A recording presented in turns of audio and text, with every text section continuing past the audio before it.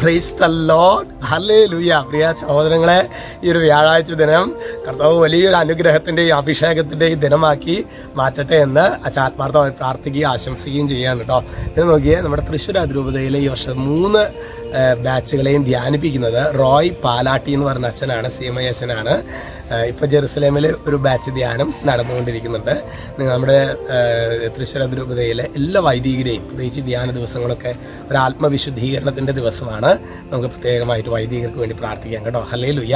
ഇന്ന് നമ്മൾ ധ്യാനിക്കുന്നത് അത് ജെറമിയ പുസ്തകം 51:20. അവിടെ വചനം വെളിപ്പെടുന്നത് ഇങ്ങനെയാണ്: നീ എൻ്റെ കയ്യിലെ കൂടമാണ്. കൂടം, അതായത് അല്ലേ, നീ എൻ്റെ കയ്യിലെ കൂടമാണ്, എൻ്റെ ആയുധം. നിന്നെ കൊണ്ട് ജനതകളെ ഞാൻ ചിതറിക്കും, സാമ്രാജ്യങ്ങളെ തകർക്കും. ചിലപ്പോൾ പ്രിയ സഹോദരങ്ങളെ, ദൈവത്തിൻ്റെ വാഗ്ദാനങ്ങളാണിതെല്ലാം. നമുക്ക് ചിലപ്പോൾ ഞാനോ ഒരു അശു ഒന്നുമല്ലാത്ത എന്നെ കൊണ്ടോ വിട്ടിലുകളെ പോലെ തോന്നുന്നു എന്നൊക്കെ നമ്മൾ കാനാൻ ദേശം ഒറ്റ നോക്കിയ അവർ പറയുന്ന ഒരു എന്നെ കൊണ്ട് ഒരു കഴിവുമില്ല, എന്നെ കൊണ്ട് ഒന്നും പറ്റില്ല.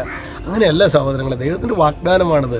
നിന്നെ കൊണ്ട് ജനതകളെ ഞാൻ ചിതറിക്കും, സാമ്രാജ്യങ്ങളെ തകർക്കും. കാരണം നീ എൻ്റെ കയ്യിലെ കൂടമാണ്, എൻ്റെ ദൈവത്തിൻ്റെ ആയുധം. ഹല്ലേലൂയ. ഓ ദൈവമായ കർത്താവേ, ഞങ്ങൾക്ക് ഈ ഒരു ബോധ്യം നൽകണമേ. കർത്താവിൻ്റെ കയ്യിലെ കൂടമാണ്, കർത്താവിൻ്റെ ആയുധങ്ങളാണ്. ആർക്കെതിരെ? തിന്മയ്ക്കെതിരെ. അപ്പോൾ അതുകൊണ്ട് നമ്മൾ ഒന്നുമല്ല, ഇതിനെക്കൊണ്ട് ഒരു കഴിവുമില്ല, അങ്ങനൊന്നും പറഞ്ഞേക്കരുത് സഹോദരങ്ങളെ. കർത്താവിൻ്റെ ആയുധമാക്കാൻ വിളിക്കപ്പെട്ടവരാണ് നമ്മൾ. അപ്പോൾ നമ്മൾ മൂർച്ച കൂട്ടേണ്ടത് എങ്ങനെയാണ്?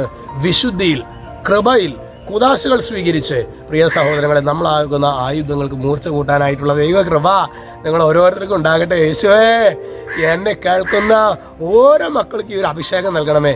രക്ഷിതാവായ യേശു ക്രിസ്തുവിൻ്റെ നാമത്തിൽ ആശീർവദിക്കുന്നു, ഇപ്പോഴും എപ്പോഴും എന്നേക്കും. ആമേൻ.